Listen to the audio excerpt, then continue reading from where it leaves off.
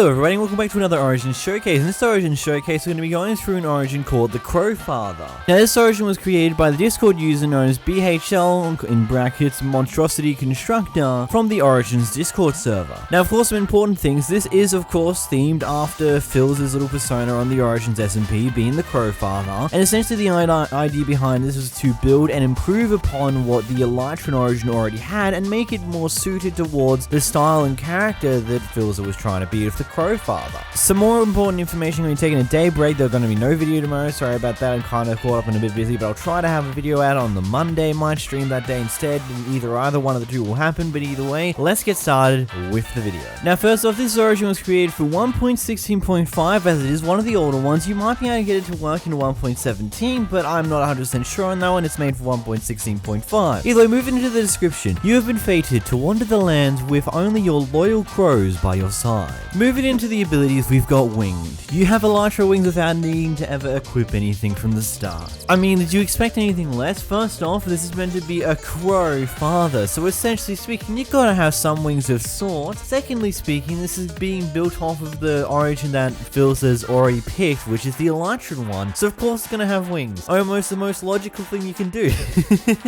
But Elytra wings do about as much as Elytra wings do normally, so I mean, you should understand that by now. Anyhow, moving into the next ability, you've got 𝓵𝓲𝓷𝓴𝓼, Emergency Flight Escape. Now you're probably assumed by the description of this is essentially the Elytran's ability as well, but it's not exactly that. It's kind of like it takes the same idea, but it changes it up a fair bit. First off, it's a far bigger boost than what the Elytran ability gives you, but to go and coincide with that, you also have a longer cooldown before you can use the boost again. The boost will also act very differently depending on what you're doing at that time. If you just jump to go fly in your Elytra and then use your ability, it can provide a significant boost up into the air, which can last quite a while, but you still need another rocket or two in order to survive long enough to be able to use your ability again before you hit the ground. Otherwise you'll hit the ground because it's got a longer cooldown. But if let's say you're already standing on the ground, you might get flung backwards if you're not doing anything. You get flung in the direction you're moving regardless of which way you're actually facing, which is interesting to say the least, and it's a very weird quirk with this ability. Also, just a quick bit of information, make sure that when you go to use the ability for an Elytra flight reason, make sure that you've either jumped in the air and then use the ability, or you're flying on your Elytra already and then use the ability, because you get a bigger boost out of that than what you would do if you're sitting on the ground. Anyhow, moving to the next ability, we've got Ghostbuster. You deal 3 times damage to phantoms. Now this ability is definitely interesting when you think about it. First off, yeah, you can do extra damage to phantoms. Phantoms are the painless, annoying pieces of absolute garbage in Minecraft that everyone hates, but everyone voted for anyway and absolutely regret voting for them because they're just an annoyance if you fail to sleep for a few nights in a row. But the thing is, most of the time people tend to avoid having to deal with them by just sleeping, and even though you have the ability to deal extra damage, because you've got Elytras that have got infinite vulnerability, don't ever take any form of damage, you've got almost no reason to actually care for Phantom's existence aside from potentially slow falling potions, which can still be useful to an Elytran ability type Origin, but overall it's still a bit mediocre to care for nevertheless. But hey, you do 3 times damage to Phantoms, they're going to be a little less annoying in the early game when you're unable to deal with them too well yet. Moving on to your next ability, you've got Sacred Weapon. Leads do as much damage as a diamond axe. Now first thing I wanted to make clear, I'm not 100% on the lore reasons on why the leads a Sacred Weapon, but going over the actual mechanical bits of it, it is essentially it's been given the quirks and features of a diamond axe. It does as much damage as a diamond axe, it has axe crits like a diamond axe, it disables shields like a diamond axe, but it doesn't have the attack speed of a diamond axe. In fact, it's got a faster attack speed than a diamond sword, which is definitely something interesting to say the least, the fact that it's got a superior attack speed to a diamond sword, because that's the one thing that it can get changed. You see, item attack speed, when you're using an item or your bare hands, it's a little bit faster than an actual sword. I think it's roughly about 1.8 or 2 attacks per second. Essentially speaking, they haven't actually changed the attack speed per second that the axe with the lead will do with the axe based damage. Instead, it's still got its default timings that it needs in order for an attack to be commenced with full power, meaning that it recharges fast enough to be just your overall best weapon, bar none. Even better than a Netherite axe, because well, the simple fact is, it's got a faster attack speed than a Netherite sword and does as much damage as a diamond axe, which already did more damage than the Netherite sword in the first place. let alone not acknowledging the Netherite axe has a very, very weak attack speed of a 1, which means that you do about as much, 1 less damage than a Netherite axe, but you have twice the attack speed, practically making the Netherite an equivalent to the lead. Anyway, with that over-explain out of the way, let's move on to the next ability, Hat Skull. You start with an unremovable lime leather cap.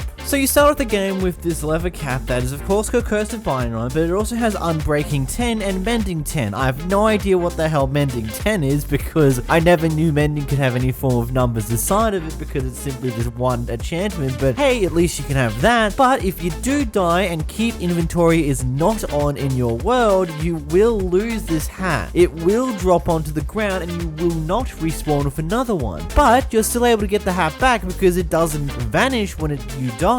It just falls onto the floor to be picked up by whoever gets those items next. Basically, it's just a cool hat that you can have that you can either choose to keep on yourself all the time, or you can get rid of pretty easily. Or at least that was what I thought, because it did work like the first few times I killed my own character in Minecraft, it got rid of the hat, but then other times since then when I went to record it now for the gameplay of this video, all of a sudden you respawn and you get given the hat again. It's very weird. I'm not 100% sure if you can actually get rid of it or if it's permanently on you and you just can't get rid of it whatsoever. Maybe you'll understand. I don't know. I couldn't figure it out. It's very weird and I'm not 100% sure on it. Anyhow, moving to the next ability, you've got Bad Memories, slowness and weakness when approaching sand. Yeah, this ability is about as interesting as it sounds. You just pretty much get weakness and slowness when you're roughly around 5 to 10 blocks toward a piece of sand. This doesn't contain everything from beaches to deserts to anything that contains any form of sand whatsoever, but this does not function with glass, just sand, so have fun having a pain in the ass when trying to get any form of glass for usable reasons. Moving to the next ability, you've got Brittle Bones. You take more damage from falling and flying into blocks. Essentially speaking, birds have a far weaker bone set than what humans do, so essentially speaking, they're far weaker, more susceptible to fall damage and flying into blocks. In real life, this kind of gets countered by the fact that birds weigh a lot less than humans, so it doesn't exactly damage them as much when they hit something, but hey, we're a Minecraft player who's themed after a bird. You're going to take more damage from flying around, as well as it's kind of a carryover from the Elytran origin. Anyway, moving on to the next thing, we've got Arch Nemesis. Baby zombies deal instant death. Yes, you heard that right. A baby zombie will insta-kill you if you get hit by one. It's very interesting to say the least on how this works, but yeah.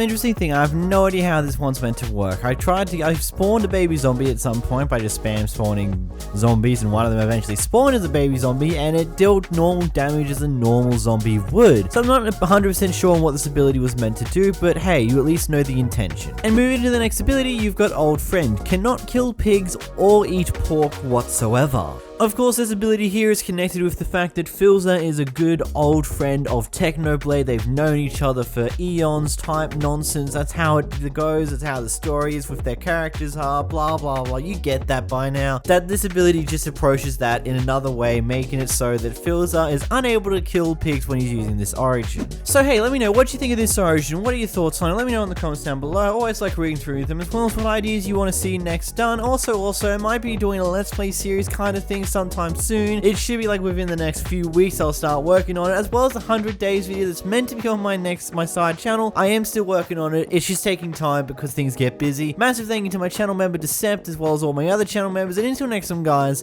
goodbye.